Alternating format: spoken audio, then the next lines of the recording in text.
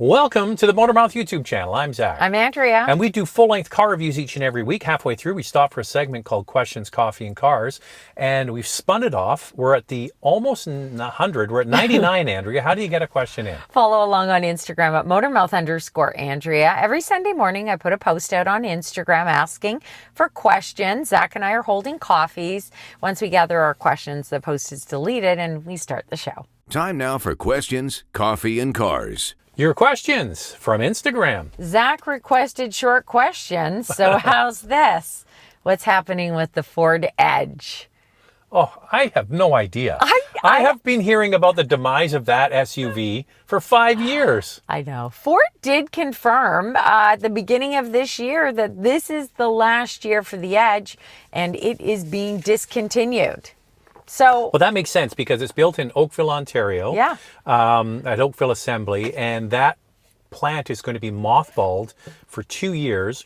So they were supposed to be putting a big investment for EVs into that Oakville plant, and that's being delayed for 2 years. So the poor people in Oakville, they're not making Ford Edges. They're not doing anything for 2 years. No, I know. So, It's gone after this year. Actually, it's supposed to stop production the second quarter of 2024. So now. I've been hearing about 2 cars that are being discontinued. The Ford Edge, I think it's been like for 4 or 5 years. Mm-hmm. And the other one is the Stinger. Kept on hearing, the Stinger's going away. And then it would pop up on the next year's website and you're like, wait a second. They haven't gotten rid of it yet? Yeah. So anyway, get it while you can. Do not buy the Ford Edge ST. Not worth an extra penny to get that. Trust me. Don't get that one. I never see any Ford Edges on the road except the neighbor who lives up here has one. Explorers, but not Edges, yeah. Yeah. In the non-luxury, non-premium category, are there any other small crossovers, CX-5 competitors, that would be considered fun to drive? Seems among mainline cars, unless you're getting a sports car like an MX-5 or a GR86 or a Mazda, fun to drive is not really a priority for manufacturers. I'm going to remind you of one we just drove recently, and you even said in the video, when people ask me about a fun to drive compact SUV, I'm now going to say this one. It was white. Oh, yes. It was white. It was white. It was white. So it is the 2 of them, Volkswagen Tiguan and the Volkswagen Taos.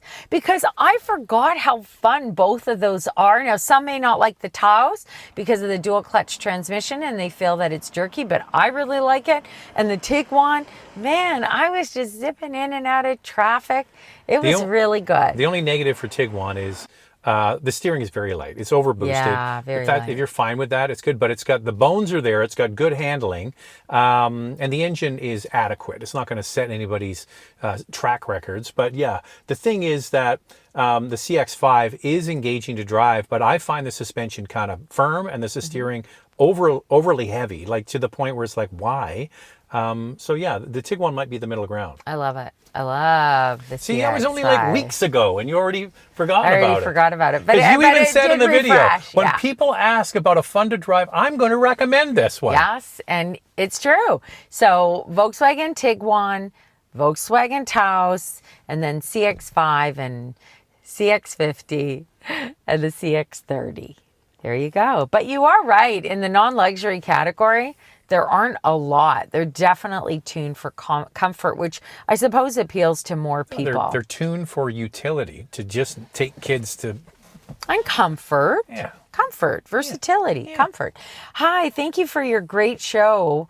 We have plans to buy a midsize SUV car in the next 2 to 3 years. Lexus NX 450h Plus, which is the plug-in hybrid, or the RAV4 Prime. Both have long wait times, which is fine for us since the highest trim of the RAV4 Prime is almost the same price as the base trim of the NX in Canada. What would you suggest to go for? We have level 2 charger in our parking, so we would also be happy to hear your other suggestions for the next 2 to 3 years. Well, if your plans are 2 to 3 years, just order them both and buy the one that comes in first. Yeah, you could do that. It's the same. Sorry, let me finish. The NX is based on the RAV4. Okay, so it's the same platform. They just Lexify the Prime and turn it into an NX. So the question is, would you buy the NX plug-in hybrid base model, or would you buy the Prime top trim? I mean, Me? that's a good question, isn't it? Yes, and then all bets are off because there's going to be a new Toyota RAV4 in about 18 months, maybe less, 16 months. So you might want to wait for that. You're in no rush anyway. What you do But is then that's a longer wait time. go and drive them both if they have them at the dealer and see which one you like better. But put your name down for both and do my trick. Go into the sales manager every month or so with his favorite or her favorite bottle of wine and say, oh, I'm on the wait list for that NX plug-in. How long do you think it's going to take to come in? Trust me, it'll show up quicker than you think. Yeah. Now the Prime gets 68 kilometers of range and the NX has 60 kilometers of range, both very good. You will find, I don't know about that base model because I've never been in a base model NX plug-in hybrid. It was always the higher trims. So you may find it to have a little bit more luxury than the RAV4 Prime top trim. I definitely prefer the 9.8-inch touchscreen that's in the NX. It's the higher trims get the 14-inch, and Yeah. I think that 9.8 is a good Looks one. better. I think I would go for the NX base model if you can get it. It is a nice vehicle. Oftentimes, we will recommend getting a set of winter tires for those of us in colder climates. I am wondering if you mean specifically dedicated snow tires or if you mean just good quality, aggressive tread all-season tires. We mean winter tires, which we all used to call snow tires. Now they call winter tires. Or cold weather tires. Cold weather tires. So with the snowflake and the mountain symbol yeah. on them, yeah. Yeah, so what you need to do is consider, and one of the reasons why they market them as cold weather tires, because you get in places where maybe they don't get a lot of snow, but it gets cold. And regular all-season tires, the compound gets harder, less grip when the temperature drops, especially below 7 degrees Celsius and below. They can become not as sticky, which is why they've come up with a new category, Andrea, which might fit your bill to a T. That's called the all-weather tire. So what they've done is, they've come up with a tire that is capable of being driven in those cold temperatures. Yeah. They do have a more aggressive tread pattern, but you don't have to take them off. You can leave them on your car all year round. Yeah. We have Toyo Toyo. Celsius 2 all-weather tires on our Honda Civic, and we switched from the Toyo Celsius 1 to the Toyo Celsius 2. And reports, actually, I think they're better, and Yeah. our son thinks they're better too. Oh, yeah, they're better. When we had Celsius 1, and we had some pretty good snow in Vancouver, it doesn't last long, but when it snows, people don't know how to drive in the snow. And one of the biggest issues is they don't have the right tires on their vehicles because we don't get a lot of snow. And our son is a new driver, and that was the first time he had to deal with snow. And he came home and he said, these are the worst tires ever. And that led me to believe you don't know how to drive in the snow, obviously. Yeah, so I but- said, let's go out. So I went out with him. I drove with Celsius 1. I thought that they were good. And I told him, explained to him, don't go up the hills. Avoid all of those areas. Now we did Toyo Celsius 2. And I do see an improvement. They are better. So the whole thing is you have to also drive within the limitations of what you have and also the limitations of your ability. I think a lot of it came down to he was a new driver and just found that any kind of slippage was abnormal. But when you drive in the snow, you know there is some kind of slippage, Yeah. Especially when you're leaving from traffic lights and things like that. So yes, now there are lots of different brands that there's lots of different brands that have these available now. Nokian was the first in North America to have it. Nokia, I should say. What's just the cell phone? Nokia? Nokia. Yeah, Nokian. I always get it mixed up. Oh, so Nokian tires. Nokian tires. Okay. And then Michelin. there's too. Michelin. There's a whole bunch of them now. Yokohama Geolander. Are those no, those are all-weather? all-terrain tires. All-terrain. Which is something you would put more on an SUV. But anyway, look for all-weather tires. There's way more out there than there ever was before, and you'll be just fine. Yeah. What are your thoughts on life of a car before changing? Some people say 100,000 kilometers, and some say 7 years. What's your opinion?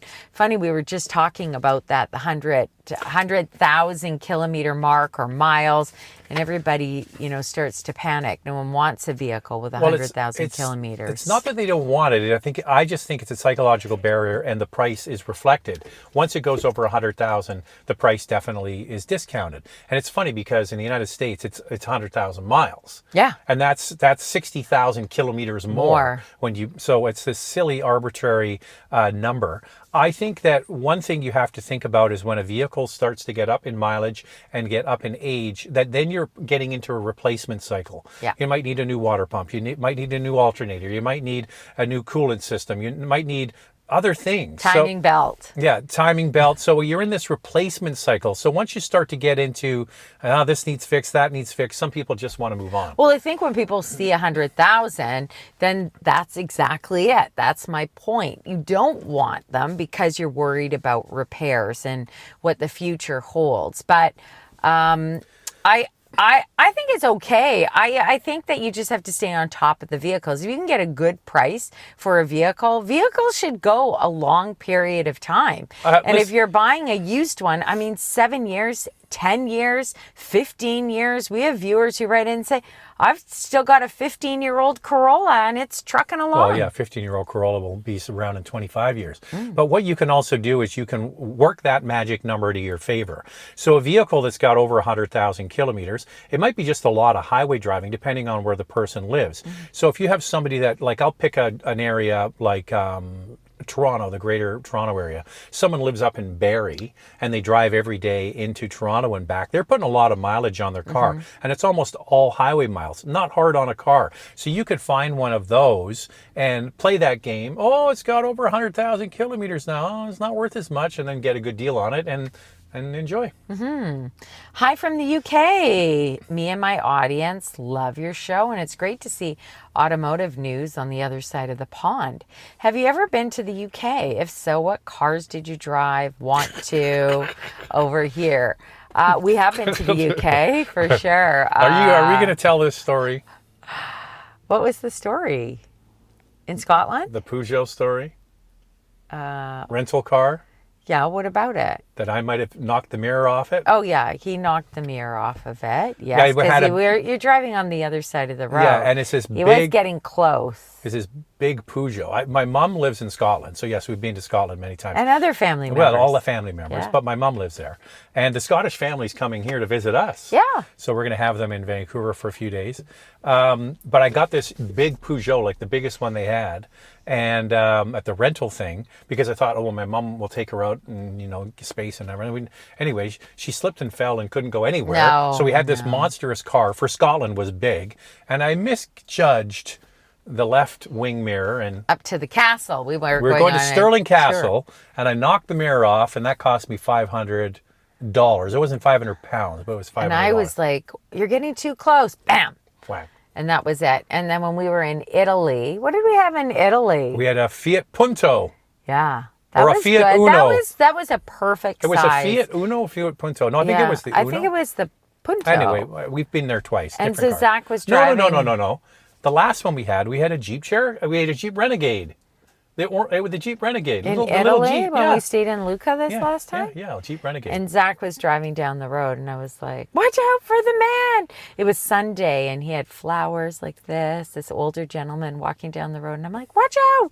The problem was, it was in the morning, and the sun, there was a big wall, and he was standing next to the wall in the shade, and then in Italy in the summer it's like so bright, so the contrast between what was ahead of me in the sun and then what he was in the shade, I was like, whoa, I didn't see him there. And I said to Andrea, if I hit him, at least he was holding flowers, he would have been like this. Oh my God, no, he made it. And he looked at us like, what's this? Yeah. So what other cars? My family lives in Scotland, so BMWs, they've got your my cousin lent us his GTI when we were there years ago. Yeah. He lent us that one. Yeah. I don't know. It's always fun to drive there. It takes a couple days. You got to be so careful switching from the right to the left. Yeah, and we went to London, but we didn't get a car. We just did Uber there. Yeah, and that was that. But I remember when we arrived in Italy, this was before COVID we went, and there was no sense of urgency, first off, getting us our rental car. And also it was filthy. And so Zach was talking to them saying, well, don't you have another car available to us? Like, this one is filthy. You haven't even washed it. And there were these little flies. Oh, by the way, we landed in Pisa, and it was July, and it was a gajillion degrees, and because So Pisa hot. is right next to the ocean, it was humid, and I was sweating. We had just gotten off an EasyJet flight. And if you've ever flown EasyJet, you know how fun that is. Because we flew from Edinburgh to Italy on EasyJet, and I'm still like, laughing and I'll tell because you, I can see. the reason why I wanted a clean car, because I thought there would be a rental car shenanigans. So if you've ever rented a car and you bring it back and they go around it and they got their little measuring and there's like, well, there's a scratch there and blah, blah, blah, blah, blah. And I was like, how can you even see if this car is all dented and dinged and scratched? It was like covered in dirt. And then they switched the car and they got me one that was slightly cleaner. But the interesting thing, we were in Lucca and we drove up this big long driveway every day, and within a couple of days, it was filthy. But the funny part of the story is that while Zach was arguing with them or telling them, like, come on, I need a cleaner car than this, there are all these little flies, and they were surrounding Zach, and the boys and I were standing off. I think you were in the first rental car. Oh, yeah, we were in the air car conditioning on. cooling off. And Zach was there, and the boys were laughing their heads off because not only was he pissed because the car was dirty and he's got to argue with these guys, but it was just comical with the flies. Anyway, but the sorry, interesting Zach, thing we is, had a good laugh at your expense. So what I came to realize is after having rented two, that was a Fiat, and then the next one was a Jeep Renegade. We went to Italy twice with the boys. Yeah. They don't care when you bring it back. They go, No. the car pulls up and they go, oh yeah, it's okay, sign it here. Yeah. And they walk away. They don't even look at it. And I came to realize that they just don't care. I'm all worried about they're going to go around like in North America and they go, well, there's a scruff there and that's going to be $200. The mirror that was missing was a problem. Yeah, but I didn't want to have two on that trip. No. And by the way, driving a Jeep Renegade, as a Jeep Renegade is on the Amalfi Coast, it's like you're right up next to this. It's big. Yeah. So you think, oh, Jeep Renegade, diesel, by the way, manual transmission. Yeah. I loved it. I thought it was great. Air conditioning worked great, but boy, it was a bit too big for the Amalfi Coast. Oh, those roads. It was scary, actually. There was a point where I felt like the vehicle was a little bit big, and then you're passing others and buses. Anyway, it was slightly stressful. But so if you've been to Italy and rented a car, maybe you've had the same experience. But when we left the Amalfi Coast, we had to fly out of Naples, and we had to go super early in the morning. It was like 3 a.m., so the road was clear, and it was a breeze getting to Naples. I couldn't find a gas station. Yeah. So I was like, oh, I'll fill it up when I get closer to the airport. I'm driving around. I couldn't find a gas station anywhere. So anyway, I actually took the car back and just paid the penalty. Yeah, you did. Yeah. Because we couldn't get to a gas station that was open. Love your vids. I test drove the RX 350H and I felt it had a little turbo lag. RX 350H. I also Okay, tested out the F-Pace. Felt it was perfect. Any problems I should consider with the F-Pace? Well, I have to say. Well, wait a second. Yes. RX 350H does not have a turbo. So it doesn't have turbo lag. Well, it's a hybrid. Maybe he felt there was a slight delay in acceleration. I didn't find that. I wonder if the test model that you took out... Unless that's a typo and you actually mean the RX 350. It Because says H. that has a turbo 4. Maybe, and then he's comparing it to a gas model, the F-Pace. So we're not really sure. But if you put H, that's kind of specific that it's a hybrid. And he did it lowercase, which means he knows what he's talking about. You know what you're talking about. Except that you don't know it's not a turbo. But anyway. I didn't. I bet you just felt this delay in acceleration. I didn't feel that in the RX 350H. I wonder if it was your So what's the question model versus the F-Pace? He really likes the F-Pace. He felt that it was perfect. Actually, Boy, we love driving the F-Pace. It was so fun. I can't believe how good the F-Pace is. You said, is there anything I should consider with the F-Pace? Well, Reliability. That would be Extended your main. warranty. Yeah. That would be your concern. And also fuel economy. You're not going to get the fuel economy that you're going to get in the RX hybrid. But boy, is that ever a great vehicle. You know, I don't know. Okay, look, I was just going to say something and I'm catching myself because we know why the F-Pace doesn't sell. It's another thing with Jaguar, just like Infiniti, that they've left their vehicles for too long. However, when we got in that F-Pace, it's terrific. And more people should know about how good it is. But Jaguar reliability isn't, top notch. I encourage people to watch I'll put the link here, the F-Pace video, because we went into it. I hadn't driven it really since the F-Pace was introduced. Andrew had never driven an F-Pace. Never. And then we were like, because we like the Stelvio, and we like the X3, and we like an engaging drive and a powerful engine. Man, that ticked all the boxes. Awesome. Absolutely Except awesome. for reliability. Do you think the manual transmission... Okay, this is the last question because we're up against the clock. Okay. Again, too much chit-chat about Italy, Andrea. And but it was flies. fun. I want to go back. I want to go back. And I want to go to Portugal and Spain. If you could just take me into the Mediterranean off the Amalfi Coast for the day, just a short break for Aperol Spritz, and maybe a little espresso. Oh man! And then a nap, and then back out onto the ocean again. So our son just traveled around. I'm going to show pictures. Backpacking. I just want to show pictures. I'll show pictures of where we were because it's just this postcard. Anyway, he just traveled around. He went to all these places that he's never been before. And he loved Greece. So I want to go there. Haven't been to Greece. Got to go to Greece. Do you think the manual transmission is dead? Sadly, VW is only keeping it on the Jetta GLI. Other manufacturers are limiting them for sure. Makes me want to hunt an older manual, something for a fun car. Believe it or not, there's actually quite a few manuals out there still. But you are right. You can't get it on any vehicle anymore, but quite a few are being offered. It is disappointing with Volkswagen to eliminate the GTI and Golf R as well as the Jetta manual for 2025, but the GLI stays. Also, Honda has eliminated manual transmissions in the Civic line except for the Type R and the SI. Yeah. So they're keeping, Volkswagen's only keeping it for the GLI, and Honda's only keeping it for 2 models. Toyota's only keeping it for Supra and GR. Corolla. Yeah. And then that's really it. Mazda still has them. Yeah. So I would suggest that, a fun car that's fun to drive is a Mustang manual. That's a fun car. Mustang still has it. Acura Integra. Fabulous manual transmission. Spendy. I'm so disappointed that the Civic hatchback manual is no longer available. I really enjoy that car. But I would just get the Civic SI then. Yeah, Civic Si. So there you go. They're still out there. But you're right. If you like the idea, listen, we've got 3 cars with manual transmissions in our family. We love them. So we're kind of... And by the way, Volkswagen believes, it's so funny because I'm like, what? No manual for the GTI and Golf R. I mean, this just isn't right. But the Germans believe that their dual clutch is excellent. The problem with the way the Germans think is if they think it, then you got to swallow it. There's nothing you can do about it. And you can't really change their mind. The only exception was the 911 GT3.